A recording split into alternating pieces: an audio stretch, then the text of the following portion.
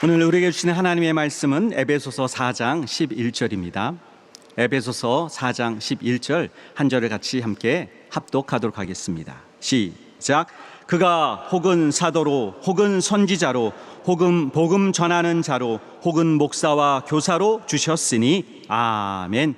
하나님 아버지, 거룩한 주일에 우리 하나님 주시는 말씀을 받기를 원합니다.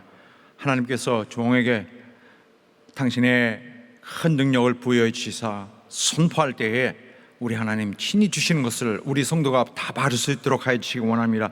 성도들과 함께 하여 주시고 회중에 함께 하여 주셔서 놀랍게 역사해 주시옵소서. 예수 이름으로 기도드렸나이다. 아멘.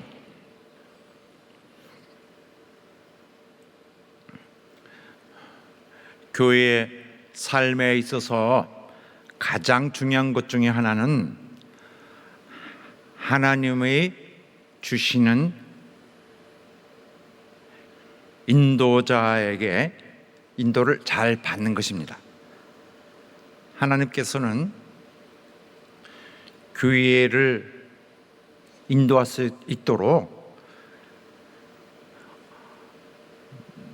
그가 정하신 자에게 은사를 부어서 교회에게 주십니다. 그리고 그 교회가 인도를 받을 것을 기대하고 계시는 것입니다. 그래서 교회의 지도자는 하나님이 택하시고 교회에 주시는 것입니다. 그런데 사람들은 자기들이 뽑아야 된다고 생각하기도 합니다. 일부 사람들은 담임 목사, 감독을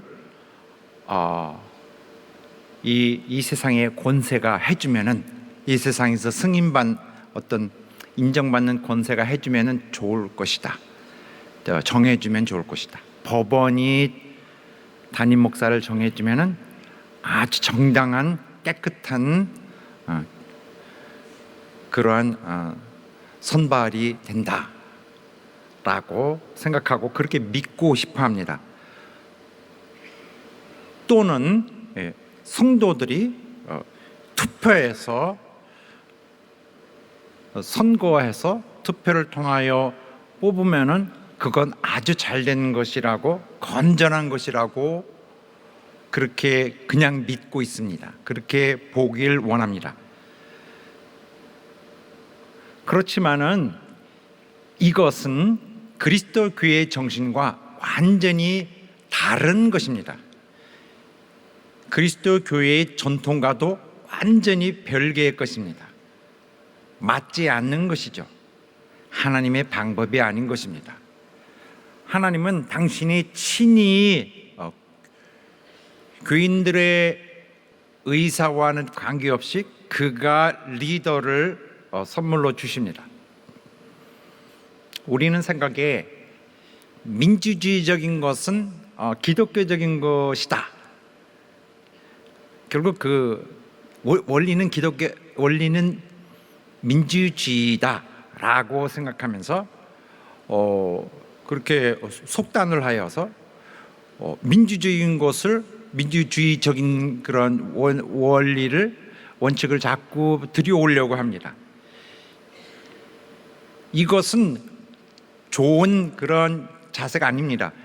어떤 면에서는 그 민주주의적인 원칙들은 기독교적인 정신과 좀 유사하게 가는 면이 있지만은 그거 같은 것이 아닌 것입니다.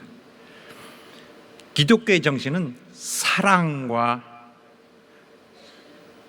긍휼, 자비입니다. 더구나 그래서 기독교 정신과 그러한 세상에서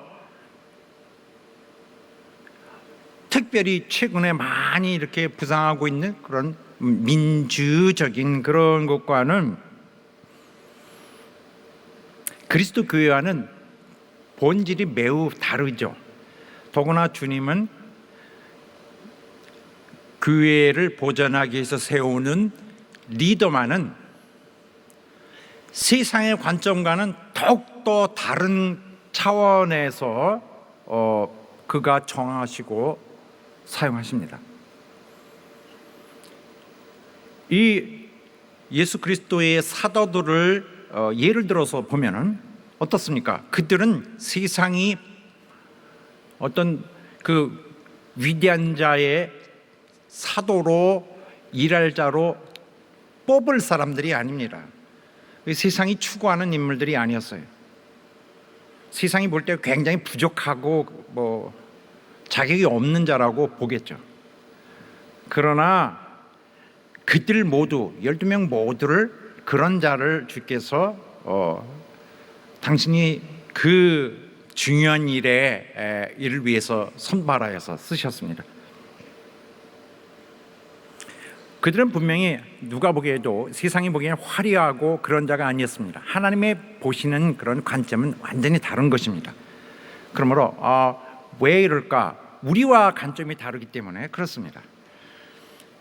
그러므로 사람이 자기의 길을 자기가 목자의 길을 걷는다고 스스로 선택한다면은 그것은 진짜 100% 자기 생각이지 하나님의 뜻이 아닐 수 있습니다. 어떤 사람은 그래서 목회를 통해서 성공을 이루겠다. 저 사람은 목회로 성공했대. 목회자로 성공했어. 목회의 길은 누구 성공하는 길이 아닙니다. 누구 세상에서 어떤 길을 해서 성공할까? 이 목회로 뚫고 가자고 해서 성공하는 길이 아닙니다. 여기 어디 잡이 아니에요. 그러므로 어떤 자가 자기를 추천해서 자기가 목사 되기로 한다면은 이것은 하나님의 뜻과 완전히 무관할 가능성이 많습니다. 또한 교회의 지도자가 되는 것을 이루어내겠다. 그래서 경쟁을 통하여 상대를 이기고 자기가 상승하여서 기어코는 그 자리를 얻는다. 마치 이 세상에서 센 자가 약한 자를 물리치고 그 다음에 거기서 패권자가 되어서 승자가 차지하는 이런 세상의 그런 법칙을 따라가는 것, 이거 완전히 비성경적입니다. 성경엔 전혀 그런 방법을 제시하고 있지 않고 건전하게 보지도 않습니다. 이건 하나님의 세계와 완전히 무관한 세상적 방법입니다. 그러므로 내가 이 목회의 길을 택한다든지 한번 경쟁해서 내가 한번 해보겠다든지 하는 것은 그것은 매우 신중한 그러한 그런 고민을 하여 정할 일일 것입니다. 또 이와 비슷하게 목사의 직분을 내가 좋아서 선택하는, 내가 하고 싶어서 한다는 것은 100%와 일단 하나님과의 그 어떤 출발선이 다른 것입니다. 또 누구의 자리를 탐낸다, 저 사람 넘어뜨리고 내가 올라가겠다, 이런 거 감독 자리를 탐내고 담임 목사 자리를 탐내는 것은 그 자는 하나님이 허락하시는 자가 아닌 것입니다. 하나님의 방식이 아니죠. 그는 그의 교회를 위해서, 하나님은 그의 교회를 위해서 필요한 자를 능을 부어 주어서 그 양무리를 이끌도록 거기에 투입해 주십니다. 그런데 도대체 어떤 자를 그가 그렇게 택하셔서 주시는 것일까? 우리는 알 수 없습니다. 어떤 근거로 하는지 이것은 도저히 우리가 알 수 있는 그러한 가벼운 영역의 문제가 아닙니다. 우리 역량은 너무 하나님의 뜻을 판단하기는 어렵죠.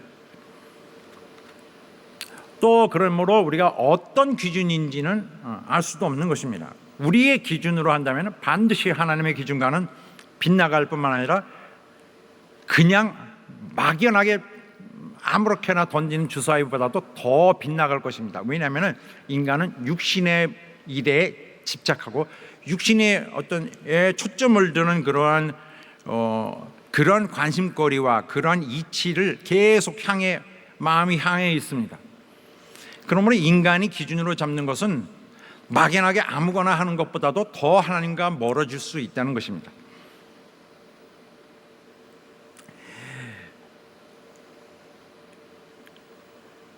이와 또 관련하여서 그러므로 이미 정해진 이미 주께서 세우신 목자와 싸워도 된다는 것은 세상의 생각이고 그것은 하지 않아야 될 것입니다. 왜냐하면 이미 일하고 있는 그 목자는 하나님이 은사를 부어 넣고 그리고 교회에 주신 자일 수 있기 때문입니다.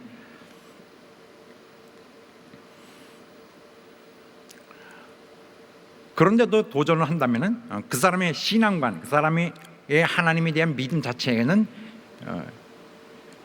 처음부터 거짓이었을 가능성이 많겠죠. 이것은 하지 말자. 사도행전에 보면은 유대 그 지도자들이 사도들을 매우 정말 강력하게 핍박하고 있었습니다. 그들을 죽이려 하고 있었는데 거기에 사람들 그 중에 그 교법사 그 유명한 덕이 있고 유명한 유대인 가말리엘이 나타나서 잠깐 혹시 이 사람들이 하나님에게로서 나왔을지도 모르니 혹시 하나님이 보내신 자일지도 모르니 싸우지 말자. 너희가 하나님과 싸우는 격이 될 수 있기 때문이다 라고 충고를 했습니다. 그래서 그들이 그의 말을 듣고 넘지 않아야 할 선이니까 넘지 말자. 그들을 죽이는 것을 포기했습니다. 폭력은 그냥 매를 치는 것으로 하고 사건이 마무리되었습니다. 물론 우리가 세상에서 목회 어떤 자를 법원에 의해서 그 직위를 인정해야 될지도 모르죠. 그건 부득이하게 하는 것이지 방법은 하나님의 방법이 아니고 그것은 정말 교회가 택할 자세는 아닌 것입니다. 원래는요. 인간이 사람을 정하려고 하는 것은 죄인이 사람을 뽑는 거랑 마찬가지입니다. 죄인은 죄의 것을 자꾸 추구합니다. 그 굴곡진 이미 어떤 정상적인 기능을 상실한 이 망가진 기능으로 어떠한 하나님의 일을 결정하겠다고 나서는 것과 같습니다. 지옥으로 자동으로 향하게 돼 있는 자가 자의로 하나님의 일을 결정해 주겠다는 것과 다른 하나님의 일을 빼앗아서 자기가 하겠다는 것과 마찬가지인 것입니다. 그렇게 한다면 지옥을 각오해야 될지도 모릅니다. 목회자와 싸운다는 것은 지옥에 가더라도 상관없다는 것과 마찬가지입니다. 거기 정말 불꽃이 멈추지 않고 계속 타오르는 것, 구더기가 움직이지 않고 그 불을 우리 소금치듯이 계속 쏟아지는 곳에 수억 년 영원토록 해도 했었지 내가 잘못했는데 어떻게 하겠어? 라고 그걸 받아들일 수 있는 사람만이 할 것이다.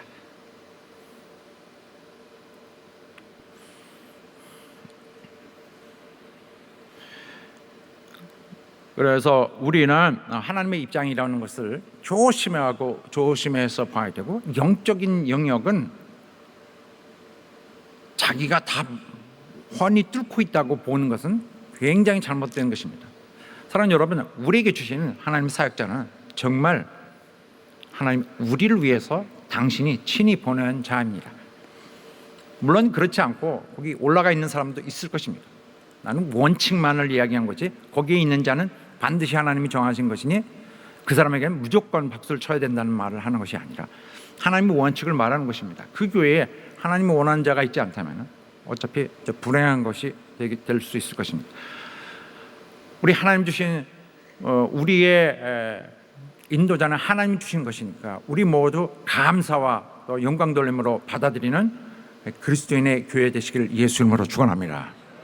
하나님이 주신 것에 대해서 선물로 주시는 것에 대해서 감사해야 됩니다. 오늘 본문의 말씀이 나오는데 빨리 들어가도록 하겠습니다. 내용이 좀 상당히 있기 때문에 하나님은 교회 전체에 대한 선물을 주시기도 합니다. 사실 모든 교회에 다 주십니다. 지난번에 우리가 4장 7절에 볼 때 하나님이 각 사람에게 선물의 분량대로 다 선물을 주셨다 그랬는데 이것은 각 개인 성도들에게 다 주시는 것입니다. 그런 반면에 또 다른 종류의 선물이 있습니다. 또 한 가지, 그러니까 아까 것은 모두에게 주는 것이 1번 타입이라 그러면 2번 타입도 있습니다. 뭐냐? 교회에게 특별히 주시는 선물. 사람들에게 선물을 주셨다 하였도다. 지난주에 했습니다. 오늘 본문은 사도, 선지자, 복음 전하는 자 혹은 목사와 교사로 주신다 말씀이 나왔습니다. 이것은 교회에 있는 사역자들은 전부 다 하나님이 주시는 자다라고 너무 나아가면 또 안 돼요. 이 특정인을 말합니다. 여기에 네 가지 클래스, 네 가지 부류의 사람들, 사도, 선지자, 복음 전도자, 목사와 교사, 이 특정인만 말하고 있는 거예요.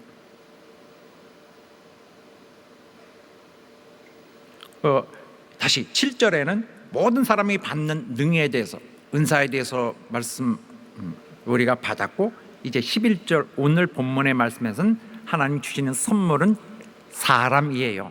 선물 자체가. 그 선물, 하나님이 주시는 선물, 교회에 주시는 선물의 첫 번째 사람은 바로 사도들입니다. 사도들에서 보면은 사도는 원래 뜻은 어떤 사명에 보냄을 받은 자죠.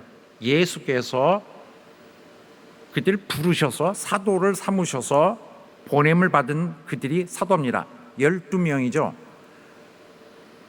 12명인데 나중에 가룟 유다가 탈락했으니 거기에 다른 사람을 마띠아를 추가해서 12명을 채웠고 거기다가 바울을 추가해서 13명입니다. 바울은 이방인을 위해서 보냄을 받은 사도입니다.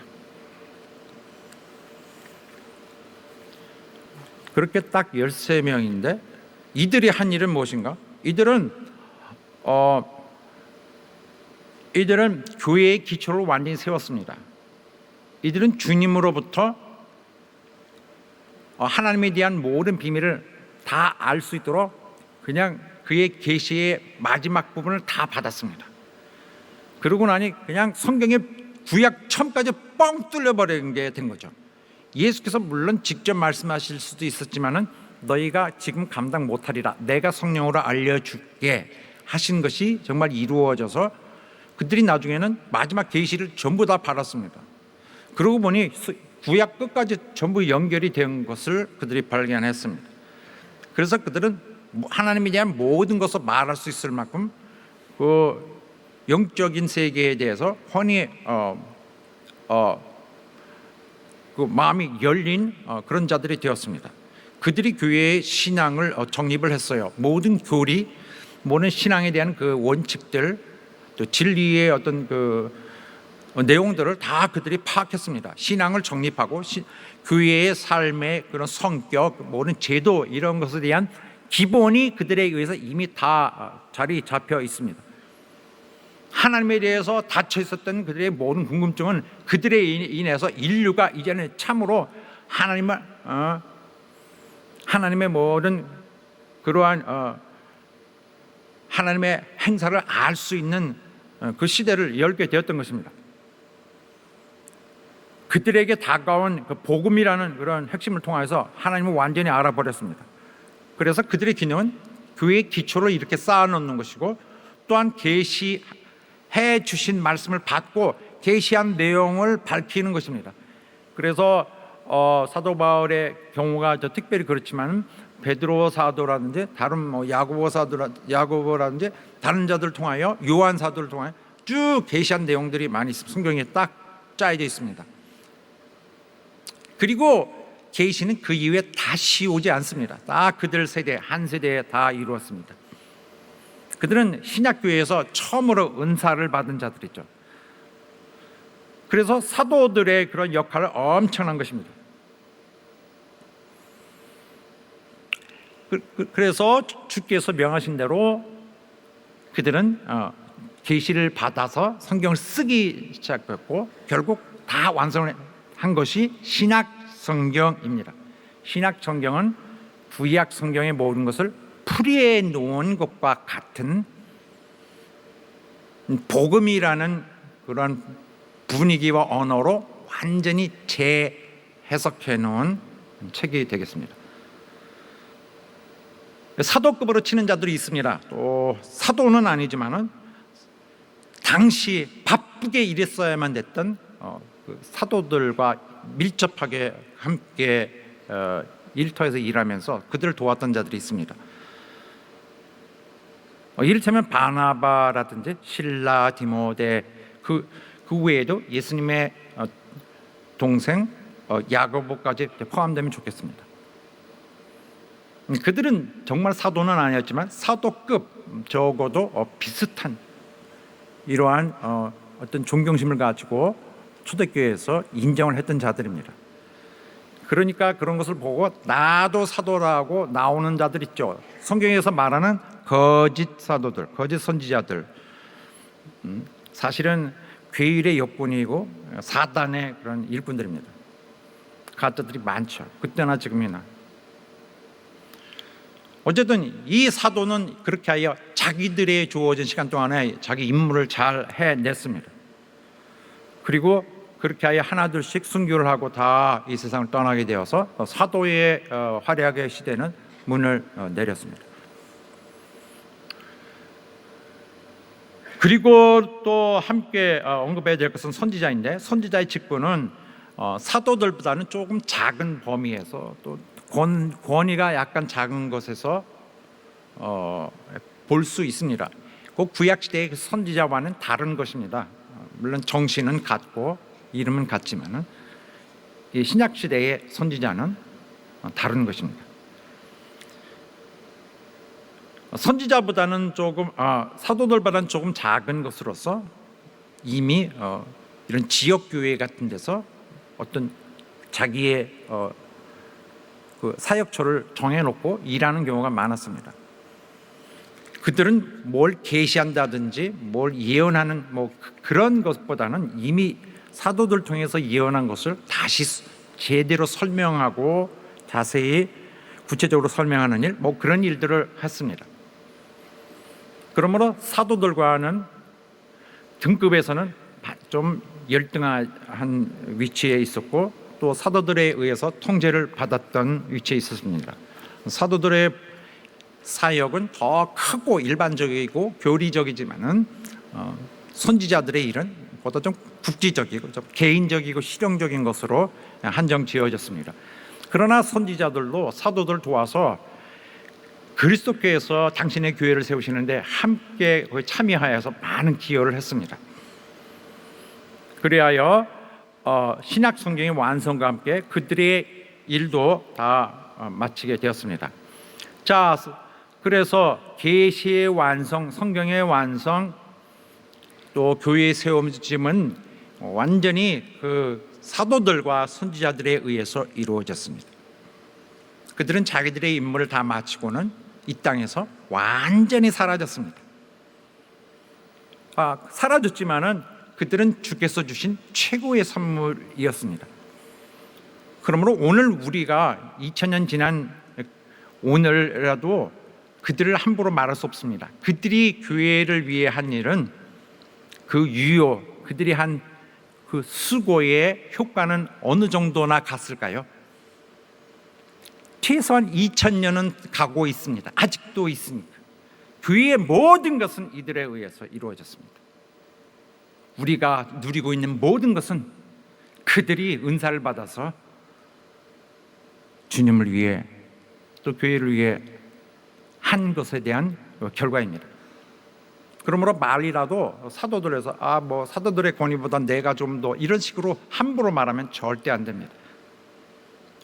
자, 그리하여 이렇게 교회를 위한 그들의 최고의 임무를 다하고 사도와 선지자들은 이제 이 땅에서 사라지게 되었는데, 그 다음에는 그 어떤 자들이 나타나느냐? 이미 사도들 중에서 활동하고 있었던 복음 전도자들이 있습니다.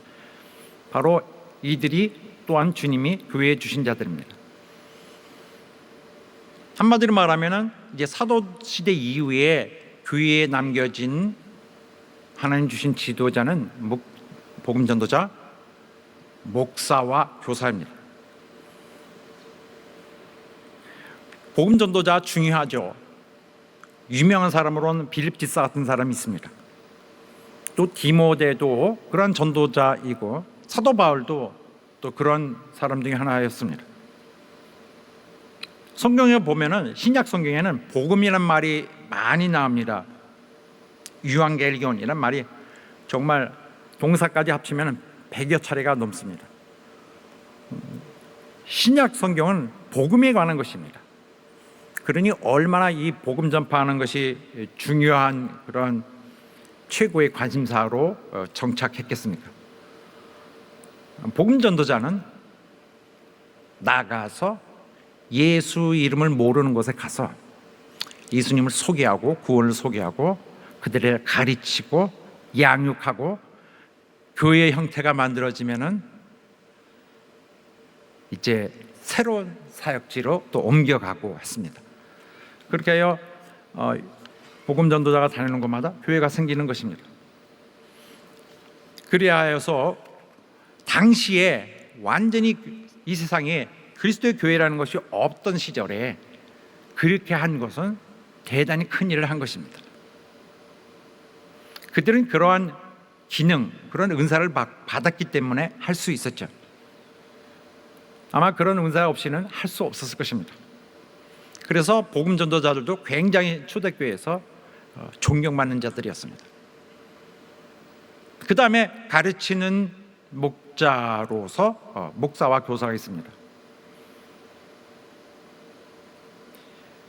사도들과 선지자들의 역할이 이제 과거가 되음으로써 이제 빈 공간이 생깁니다.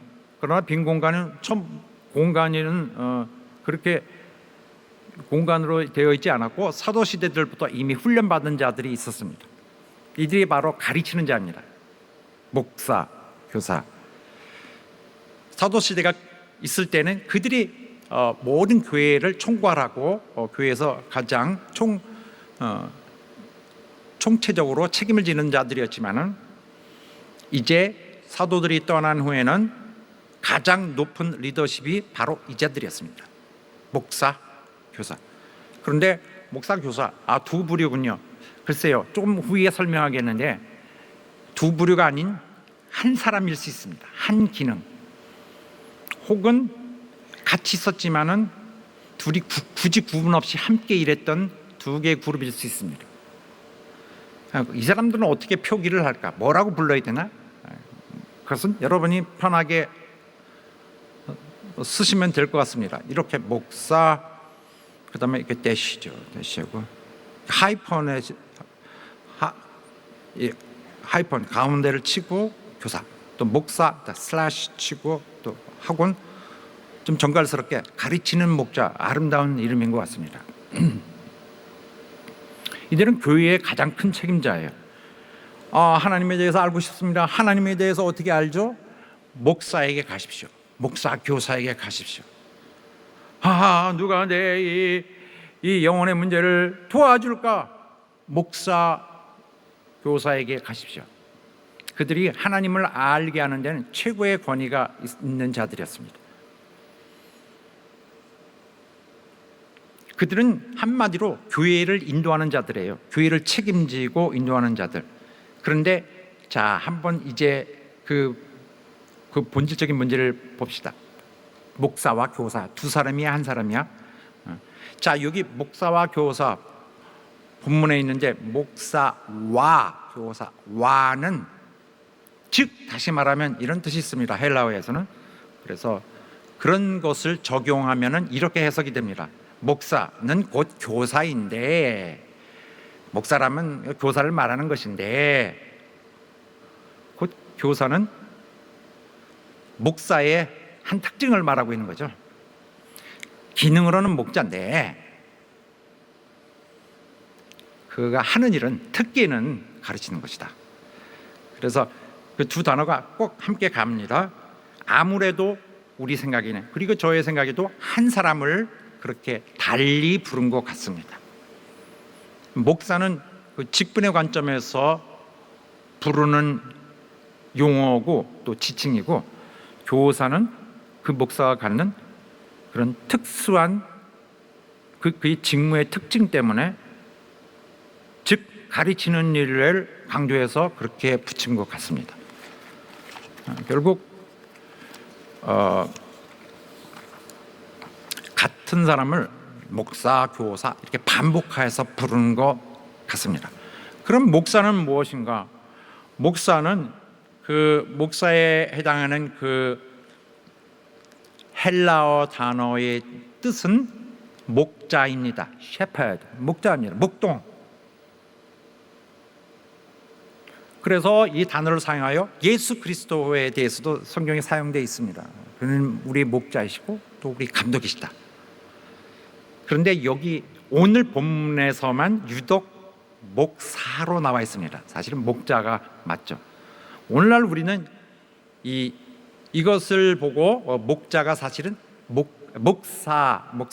목사님, 이 목사라는 말이 목자에서 왔다는 사실을 알 수 있습니다. 주님 자신이 목자의 우두머리였죠. 목자의 할 일은 영적으로 먹이는 것입니다. 먹이고 외부의 위험으로부터 보존해주고, 양무리는 아무것도 못합니다. 아무것도 못해 다 해줘야 돼요. 먹이고 데려다주고 재워주고 위기에서 막아주고 쉼없이 돌봐줘야 되죠. 이 목회적 역할, 목자가 양들을 돌보는 그러한 역할을 그대로 같은 방식으로 해내는 것이 목자의 일인 것입니다. 그러면 목사의 기능은 무엇인가? 목사의 기능은 사도적 전승을 다 해내는 거예요. 사도들이 예수님의 명을 받아 모든 하나님의 비밀을 새롭게 정리해서 완전히 명확하게 규명을 해서 그들이 이제는 정리해 놓은 그런 사도가 남겨진 가르침을 고스란히 받아서 보존하고, 전달, 설명, 해석, 적용하는 것입니다.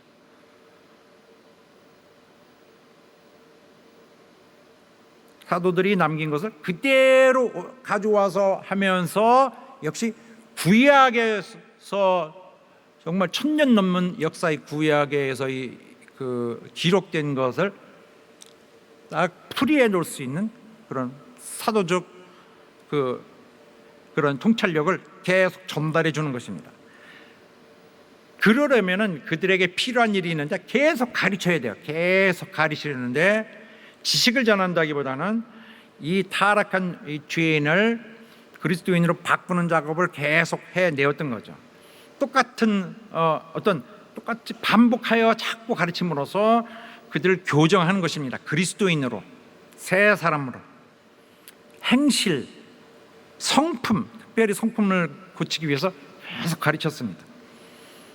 그래서 쭉 말씀에 한번 툭 튀어나오는 이런 말씀이 있는데, 너 이렇게 배우지 않았느냐? 그리스도를 이같이 배운 것 같지 않은데, 바로 이미 그때 사도 시대에도 이미 이 가르침이 왕성하게 본격적으로 진행되어 왔다. 사도들의 그 가르침을 그 바로 밑에 있는 그 교사들이 열심히 이미 전달해 왔다.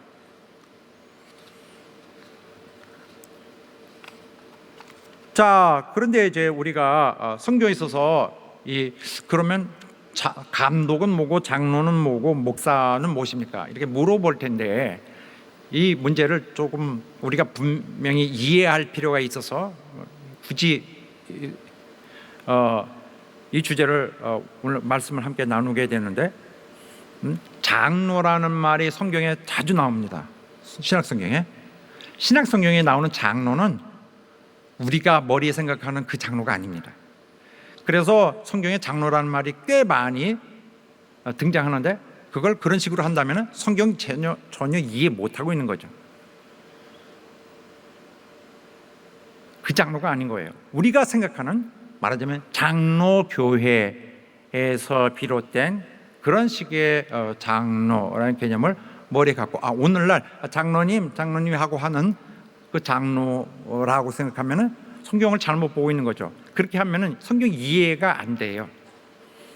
그게 아닌 것을 알아야 됩니다. 그래서 오늘 이 부분과 관련하여 설명을 드리겠습니다. 목사, 교사, 한마디로 이 목사, 가르치는 목사는 감독과 어떻게 다르고 장로와 어떻게 다른가? 어떻게 다를까요? 다르지 않습니다. 목사는 장로와 같고 또 감독과 같습니다. 단지 그들의 어떤 다른 사람들을 상황에 따라 다르게 명칭이 변할 뿐입니다. 신약 성경에 자주 나타나는 그 장로는 원래 에피스코퍼스라는 말인데 우리 말로는 감독에 해당합니다. 신약 성경에 자주 나타나는데 장로다, 장로님이네, 이거 아닙니다. 감독입니다. 신약교회의 감독은 리더입니다. 지도자예요. 주님이 주신 유일한 지도자. 그들의 일은 가르치는 것, 무리를 양육하는 것입니다. 그리고 감독과 장로는 역할상 같은 것입니다. 그래서 감독, 장로, 목사 다 같은 직분을 가리킵니다. 베드로 사도는 장로들에게 좋은 감독이 되라, 이렇게 그들을 가르치고 있는 장면이 여기 말씀에 있는데, 자, 너희 중 장로들에게 권하노니,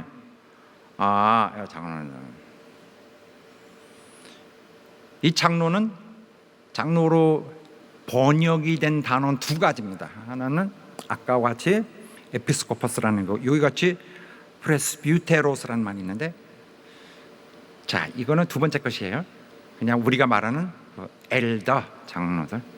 애들 장로들에게 하지만은 말은 그렇지만은, 자, 어떤 자들인지 보겠습니다. 나는 함께 된 장로다. 자, 화면에 다시 보여주세요. 자, 장로 나왔습니다. 그리스도의 고난의 증인이요 나타날 영광에 참여할 자로다. 너희 중에 있는 하나님의 양무리를 치되, 양을 치되, 양치는 거죠. 목자 나왔죠. 목자라는 개념이 나왔죠. 그 다음에 그 뒤에 부득이함으로 하지 말고 오직 하나님의 뜻을 쫓아 자원함으로 하며, 여기에 우리나라 번역에는 표현되어 있지 않지만 원어에는 감독하며 라고 나와 있습니다. 그래서 오늘 이 한 말씀에 장로들을 언급하고 있고, 또 양무리를 치는 자, 목자, 또 감독하며, 결국 한 직분을, 한 사람에 대한 직분을 계속 말하고 있는 것입니다. 감독, 그러니까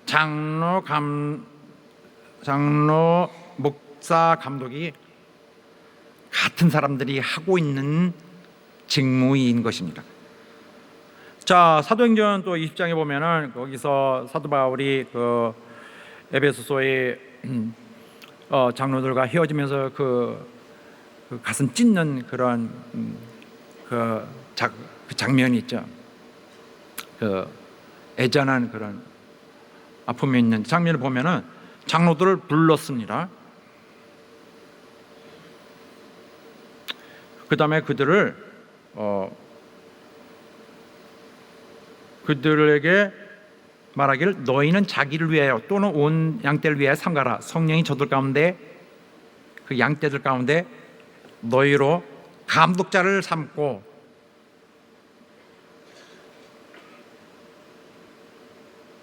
에피스코퍼스 그 단어입니다. 감독자를 삼고 하나님이 자기 피로 사신 교회를 치게 하셨느니라. 목자. 결국 이 사람들은 감독으로 일하고 있었던 거예요. 감독들을 불렀던 것입니다. 그런데 그들은 그런 전통적인 그런 그 개념을 따라서 장로들이라고 부르고 있었네요. 결국 여기에 이 사도행전 2장에 나타나는 이들은 너희를 감독자로 삼고 라고 말해 대해줬던 이들은 담임 목사들이었던 것입니다. 그래서 장로는 뭔가 그런 전통적 세상 개념이긴 하지만 장로적에서 무슨 뭐 어르신 뭐 어디 높은 뭐 이런 느낌이 있죠. 장로를 말할 땐 그렇게 축혀서 말하고 그 직무는 하는 일은 감독이라고 말하며 또 어떤 그런 목사의 그런 돌보는 그런 사랑으로 희생하고 하는 이런 성질을 볼 때는 목자라는 단어를 쓰는 것입니다. 결국 세 개 다 같은 한 사람일 수 있는 교회의 지도자에 대해서 사용합니다. 자, 그래서 감독을 다시 볼 때 감독은 원래 그 교회의 개념입니다. 영적 개념이에요. 감독은 그 영적인 개념으로 있고 그런 반면에 장로는 세상에서 쓰는 개념입니다. 교회가 이제 이방인 신자가 많아지면서 당시 바울 시대에 이제는 유대적이었던 그런 목자, 감독이라는 개념보다는 그저 장로라고 부르게 되는 것이 더욱더 좀 선호하게 되고 습관화되어서 장로라는 말이 더 많이 지배하게 되었습니다. 장로란 말이 무엇인가요? 여러분, 장로는 우리나라 말로도 어른장, 자에다가 늙을 노자 씁니다. 뭐 놀랄 일이 아니죠. 다 알고 있습니다. 그 말입니다. 그래서 프레스비테로스라는 말인데 나이 든 사람을 말하는 거예요. 종교적, 영적 용어는 아니죠. 일반 세상에서 쓰는 세속적 용어입니다.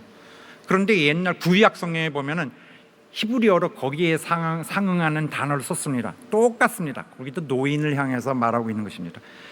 일반적으로 장로는 백성들의 종족, 족장을 말하고 있습니다.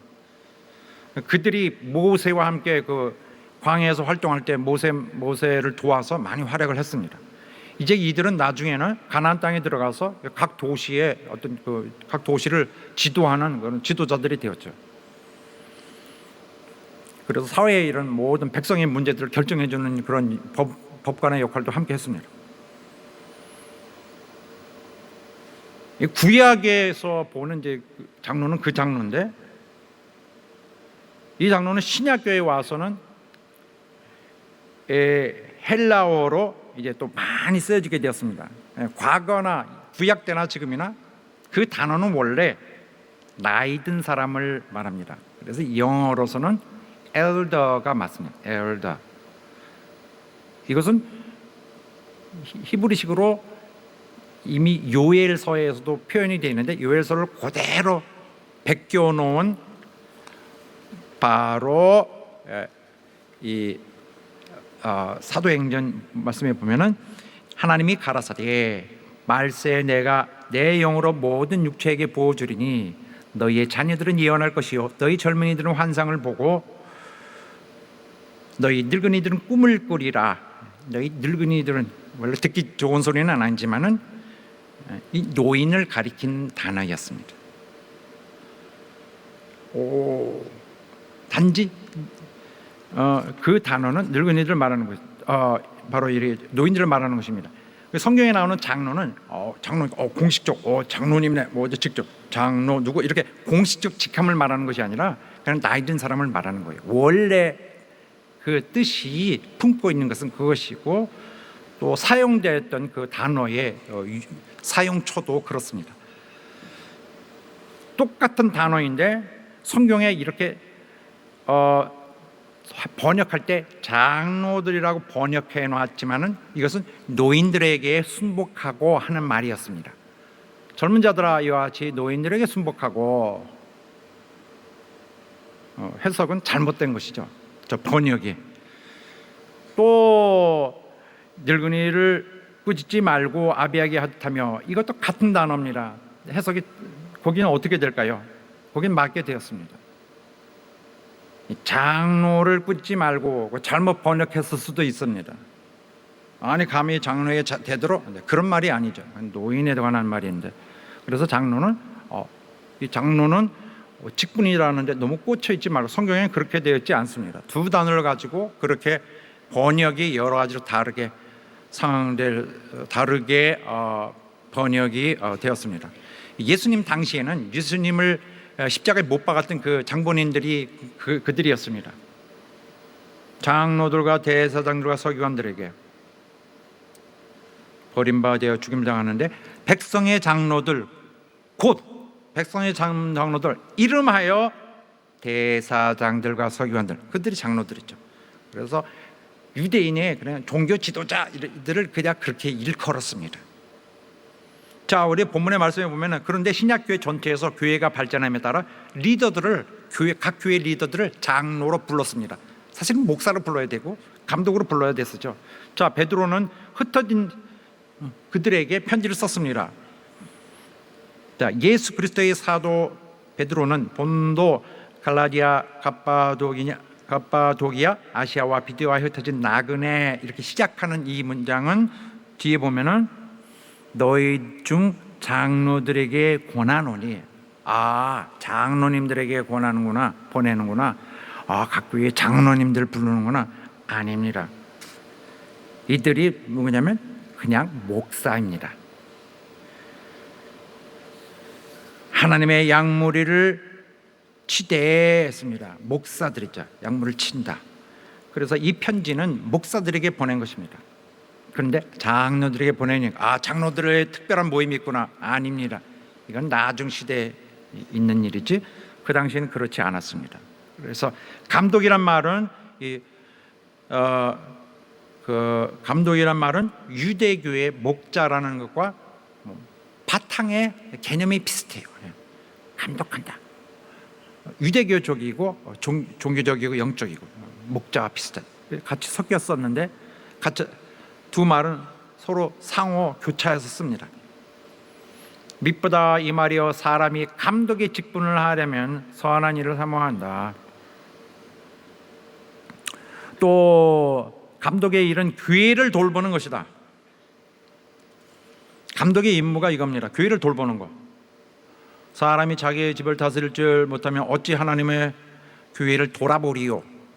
그러니까 돌아보고 있는 상황을 지금 계속 얘기하고 있는 거죠. 목사는 교회를 돌아보는 자입니다. 감독은 또 감독에게 주어진 책임은 선포하는 것, 가르치는 것. 선포하는 것은 계시된 하나님 말씀을 선언하는, 사람들이 좋아하는 말로 선언하는 것. 가르치는 것은 그들 설득하고 그들 알 수 있도록 반복하여 해서 거듭 그들을 지도하는 것이죠. 본문의 말씀처럼 말씀과 이건 선포하는 내용이고 가르침 이거는 계속 반복적으로 그들에게 가르치는 내용이고 그렇습니다. 감독은 교리적인 문제, 교회의 모든 교리적 문제를 다 결정해야 합니다. 결정하는 책임이 있고 회중에게 그 진리를 선포해야 될 책임이 있습니다. 자, 그다음에 그래서 이 교리적인 신학적인 것, 모든 신앙에 대한 것을 자기가 결단을 내야 합니다. 결정을 내서 선포해야 되기 때문에 아무나 할 수 있는 일이 아니죠. 또 감독은 교사로서의 책임이 있습니다. 가르치는 자입니다. 감독은 하면서 7절에 시작했는데 9절에 능히 바른 교훈으로 권면하고 바른 교훈, 맞는 것을 가르쳐야 돼요. 가르치는데 권면, 설득하는 거죠. 그래서 옛날에 그 거짓 선지자들의 그러한 위협과 그들의 그런 파괴력이 굉장히 그 당시 교회를 괴롭히고 있었기 때문에 바로 감독이 가져야 될 바른 신학적 이해 굉장히 중요했습니다. 그리고 가르쳐서 그들이 교회를 회파하는 것을 막아야 되는 지금보다도 10배 더 중요한 임무를 그 당시에 가졌던 것입니다. 교회는 절대 다른 외적 영향이 그걸 물들이지 말아야 한다. 그 다음에 그래서 권면하고는 그 가르쳐서 설득시키는 것입니다. 그 다음에 그들이 해야 할 일은 책망에 바로 구절 그대로 있습니다. 디도서 아까 그 말씀 보면은 책망하게 하려 한다. 이 책망해야 될 임무가 있는 것인데 이 원어는 보면은 폭로하다라는 뜻이 있고 노출시키다, 죄를 입증하다, 벗겨버리는 거죠. 꾸짖다, 비난하다, 책망하는 거예요. 야단치는 것입니다. 그들의 임무에는 야단쳐야 되는 임무가 있습니다. 야단쳐라, 꾸중해라. 본문의 말씀 성경에 많이 나옵니다. 너는 나이가 어리다고 해서 기죽지 마라. 너는 모든 권위로 책망하라. 또 말씀을 전파하는데 가르칠 때에 경책하고 경계하며 권하라. 또 너희가 권면하고 위로하고 경계하라. 물론 여기 경계에는 단어가 다른 것인데 어쨌든 같은 내용을 고스란히 담고 있습니다. 번역은 제대로 했고요. 그 다음에 보호하는 기능이 있습니다. 보호하는 건 뭘 보호한다는 것이에요? 나쁜 가르침, 틀린 가르침, 그 다음에 교회의 그 정신, 영적인 생명력을 훼손시키는 모든 다른 영적인 영향력을 차단시키고 보호하는 것. 거짓 선생들의 위협에 대응하기 위한 것은 필수적이다는 것이 성경의 신약 시대에, 사도 시대에 굉장히 예민하게 거기에 집중하고 초점을 맞췄던 부분입니다. 거짓 가르침을 구원한 성도들을 잃어버리지 마. 원색에 잃어버리지 마라. 타락시키지 말라. 흉악한 일이가 너에게 오리라. 이런 사람들이 계속 일어날 줄 내가 알고 있느니라. 그래서 양들을 계속 성실히 치고 있어야 된다. 양치는 개념에는 그거죠. 말씀드린 대로 무리는 아무것도 못해요. 먹여주고 보호해줘야 됩니다. 하나님의 무리죠. 하나님의 회중입니다. 물론 내 회중, 나의 교인이라고 말할 수 있지만은 사실은 내가 청지기로서 그 주님의 짐을 지고 있는 것이지 내 것은 아니죠. 하나님의 것입니다. 나는 청지기일 뿐입니다. 하나님의 귀한 소유물들을 돌보는 자, 감독입니다. 감독의 일반적 의무로는 당연히 그 일반적 가져야 될 임무는 다스리는 것입니다. 이것은 감독이 서 있는 동안은 이거 다스려야 되는 거예요. 누군가 다스려 주는 거. 오늘날 우리의 상식으로는 특히 오늘날 우리의 한국 상식으로는 잘 받아들여지지 않습니다. 싫어하죠. 다스린다 하면. 그러나 다스리라 그랬습니다. 잘 다스리는 감독이라면은 배나 존경해야 된다. 다스리는 능력은 하나님이 주신 능이에요. 능력입니다. 은사입니다.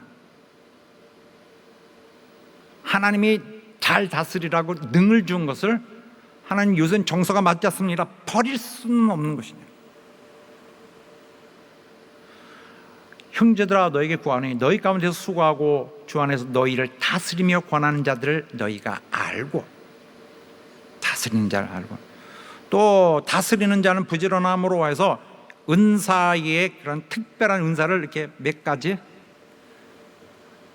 열거해 놓았는데 다스리는 것은 은사라고 했습니다. 하나님께 받은 것이죠.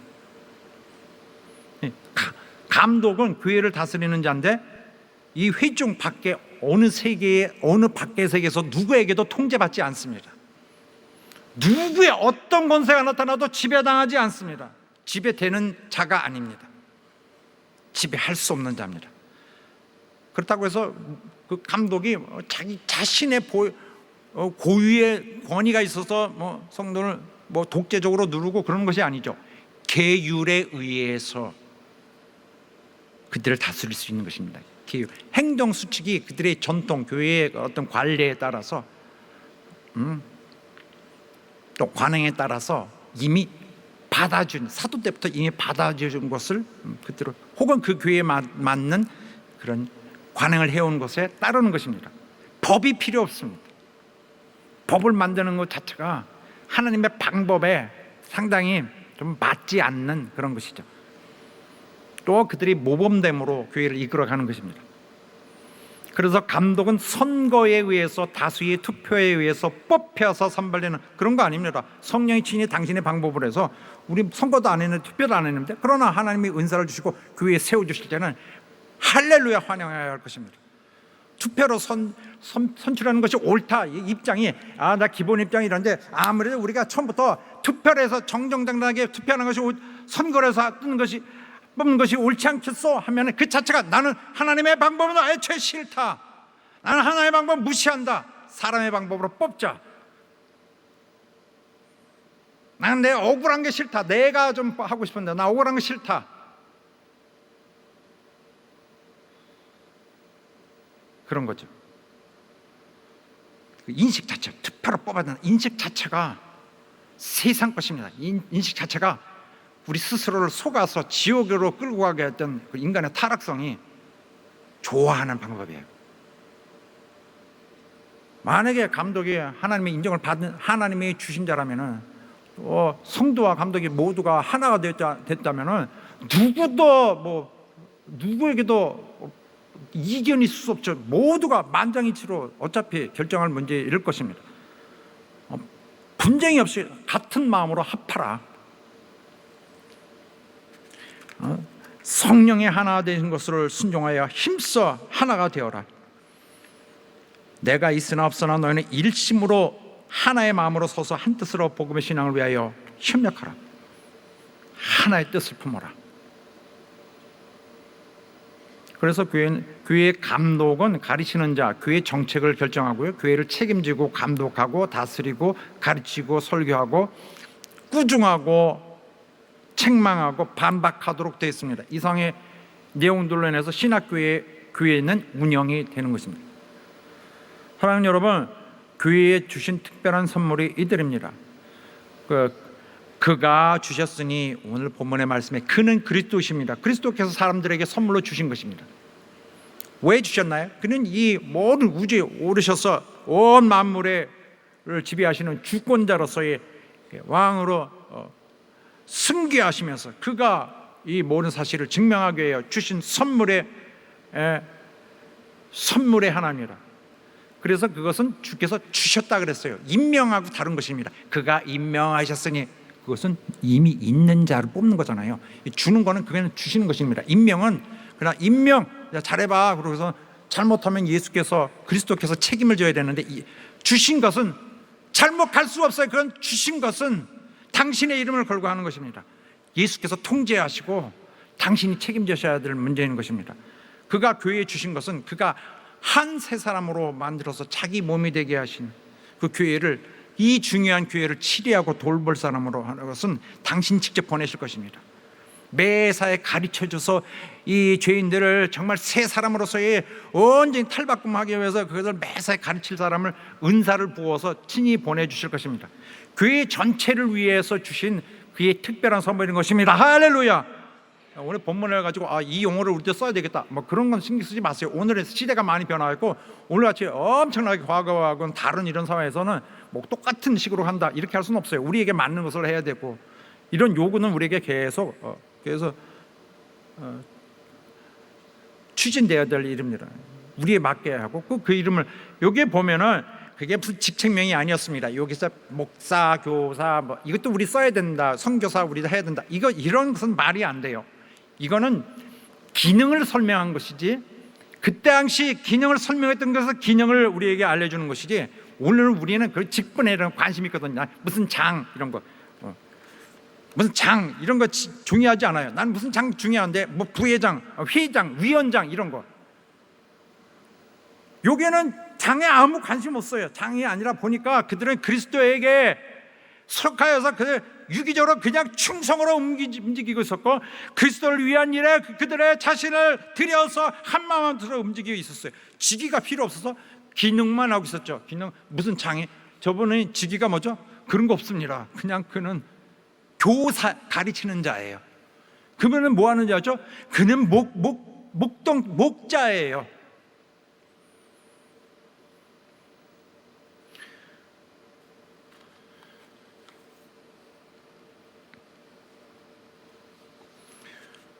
자발적으로 한 것입니다.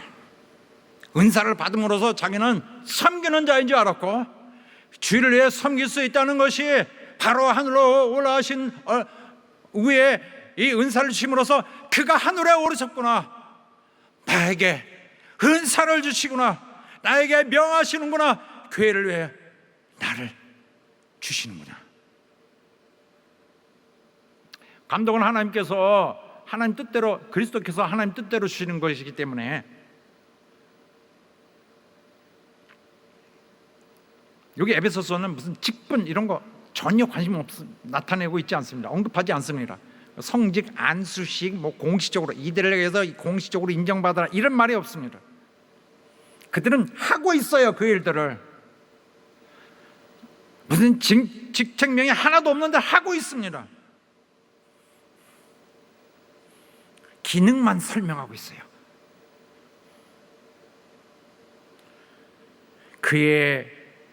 이것은 주께서 온 우주를 그로 통일시키려는 그런 1차적으로 그의 눈앞에 있는 그 목적을 이루시기 위해서, 다 통일시키기 위한 것으로서, 첫 일환으로서, 첫 단추로서 우리를 통일시키기 위해서, 우리를 그리스도로 충만케 하기 위해서 그의 사역자를 주시는 것입니다. 사람에게 맡기지 아니하고 하나님 당신이 은사를 주어 당신이 능을 부어주어 당신의 일을 이루시고, 우리가 도저히 이룰 수 없는 일을 하나님 자신의 지혜와 하나님 자신의 계획과 하나님 자신의 그 활력을 부어서 이루어 가시는 것입니다. 할렐루야. 그리스도는 교회에 자신을 주셨어요. 그리고는 사도들을 주셨습니다. 그리고는 이제는 교회를 인도할 지도자를 주십니다.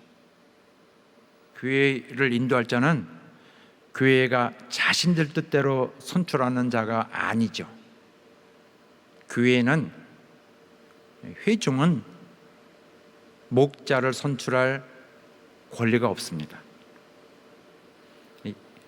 할 수 있죠. 우리도 해야 될지도 우리도 해야 되죠. 부득이하게. 그러나 영적 권리는 없습니다.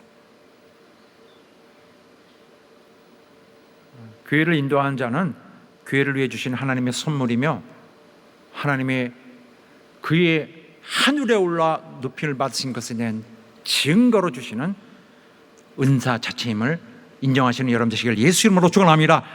할렐루야. 바울의 관심은 여기 있어요. 통일성. 여기서도 떠나지 않는 것이, 어차피 이 말씀 전체가 통일성에 관한 것입니다. 우리 교회 통일되었느냐? 통일되는 교회 되시길 예수 이름으로 축원합니다. 통일성에 도전하고 통일성을 해치는 것이 가장 큰 죄예요. 하나님께 대한 가장 큰 죄는 통일성을 막는 것입니다. 해치는 것. 모든 신자들, 모든 구원받은 자들은 이와 같이 그들을 다스리는 목자를 존경하고 순종하고 복종해야 합니다. 너희는 잘 다스리는 장로들, 목사들을 배나 존경할 자로 알되, 그러니까 감독을 존경할 자로 알되 말씀과 가르침에 수고하는 특히 말씀과 가르침에 수고하는 이들 더 존경할 것이니라. 자, 17절 히브리서 13장 다 같이 읽겠습니다. 시작. 너희를 인도하는 자들에게 순종하고 복종하라. 저희는 너희 영혼을 위하여 경성하기를 자기가 회개할 자인 것 같이 하느니라. 저희로 하여금 즐거움으로 이것을 하게 하고 근심으로 하게 하지 말라. 그렇지 않으면 너에게 유익이 없느니라. 할렐루야. 우리 함께 기도하겠습니다. 우리 하나님께서 주신 것은 사람들이 마음대로 하라는 그런 이 세상에 속한 그런 민주주의죠. 세상의 사고에 의해서 하지 않고 이것만큼은 하나님이 이 그리스도를 주셨고 세상에 누구를 구세주를 세우지 않고 당신이 하셨던 것처럼 우리에게 또 지도자를 주십니다. 이 부분에 대해서는 겸손하고 순종하는 마음으로 하나님께 반대하지 아니하고 하나님 뜻에 온전히 합하는 우리 여러분 되시기를 예수 이름으로 축원합니다. 아무쪼록 우리 하나님, 우리 성락교회를 오늘 이후로 영원토록 정말 사랑해 주시고 이와 같이 안전하게 보호해 주시고 치료 정말 잘 우리를 돌봐주시기를 간절히 바랍니다. 나는 감독자로서 일하고 있지만은 난 내 영광, 내 권세 다 정말로 내가 나를 알죠. 난 관심 없습니다. 우리가 주님 보시기에 우리 교회 전체가 합당히 여겨지기를 나는 바랍니다. 그의 계획에 모두가 합당하게 온전히 가고 있기를만 바라고 있습니다. 원수에게서 우리 교회가 완전히 분리되어서 잘 보호되고 있기 바라고 우리 모두 우리 주님의 영원한 뜻에 잘 합해지기 잘 기여해 주길 바랄 뿐입니다. 우리 다 같이 합심하여 기도할 때 진심으로 하나님 우리를 받으시고 우리를 또 부족한 점을 용서해 주시고 정말 주의 종을 존중하고 우리 마음이 흔들리지 않고 우리에게 주신 하나님 귀한 은사를 기억하겠습니다. 감사합니다. 우리 다 같이 합심하여 기도하겠습니다. 하나님.